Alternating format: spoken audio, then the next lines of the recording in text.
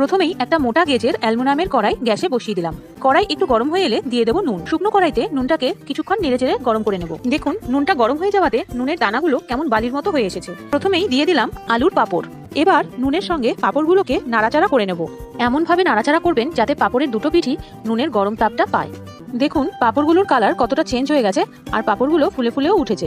এবার একটা ঝাঁঝরি হাতা দিয়ে এইভাবে ভালো করে নুন ঝেড়ে নিয়ে পাঁপড়গুলো তুলে নিতে হবে। বাকি পাঁপড়গুলোকেও ঠিক একইভাবে ভেজে দেখিয়ে দিচ্ছি। এইভাবে ভাজলে সব পাঁপড়ই খুব সুন্দরভাবে ভাজা হয়ে যায়। ডালের পাঁপড়গুলো সাইজে একটু বড় হয়, তাই ওগুলোকে কিভাবে ভাজবেন ভালো করে দেখে নিন। প্রথমেই পাঁপড়টা দিয়ে পাঁপড়ের উপরে একটু গরম নুন দিয়ে দেবো। এবার একটু বাদে যখন পাঁপড়টা একটু ফুলে উঠবে তখন পাঁপড় উল্টে দিয়ে আবার নুন দিয়ে ঢেকে দেবো। আর এই নুন একবার ব্যবহার করলে কখনোই নষ্ট হয় না, আপনি এই নুন বারবার ব্যবহার করতে পারবেন। এখন কয়েকটি বিষয় মাথায় রাখতে হবে। কোনো স্টিলের কড়াই নেওয়া যাবে না, কারণ স্টিলের কড়াই খুবই তাড়াতাড়ি গরম হয়ে যায়, তাই নুনও প্রচন্ড গরম হয়ে যাবে আর পাঁপড় পুড়ে যাবে। মোটা গেজের কোনো অ্যালুমিনিয়ামের কড়াই বা লোহার কড়াই ব্যবহার করতে হবে।